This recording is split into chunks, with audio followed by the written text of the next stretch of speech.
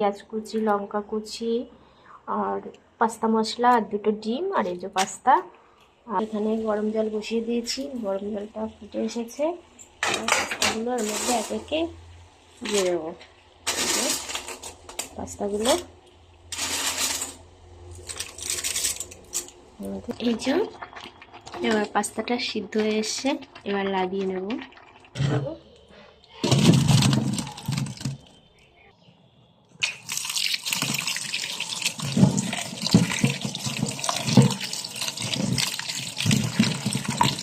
ঠান্ডা জল দিয়ে একটু নেড়ে চেড়ে ধুয়ে নিচ্ছি, যাতে একটার সঙ্গে একটা লেগে না যায়।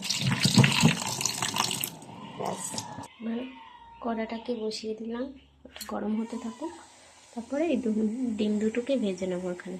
ধরো আর একটা জিনিস দেখো, এই ডিমটার থেকে দুটো কুসুম বেরিয়েছে, দুটো, একটা ডিমে দুটো কুসুম। আমার ঘরে সরষের তেল আছে, তাই সরষের তেলটাই দিলাম।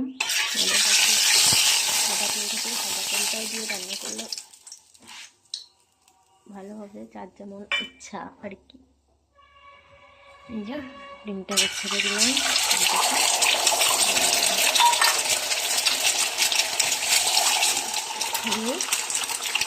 একটু লবণ যাবে।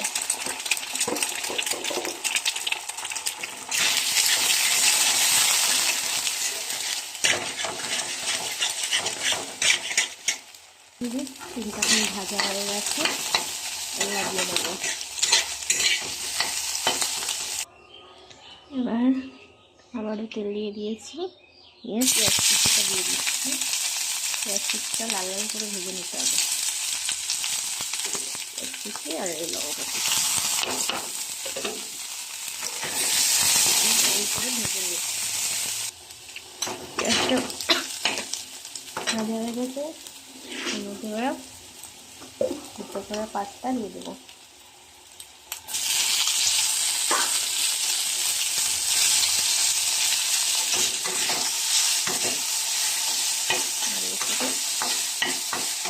পরে আসছি আমরা।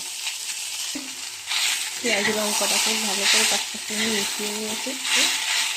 এবার ডিম ভাজা দিয়ে দেবো এর মধ্যে।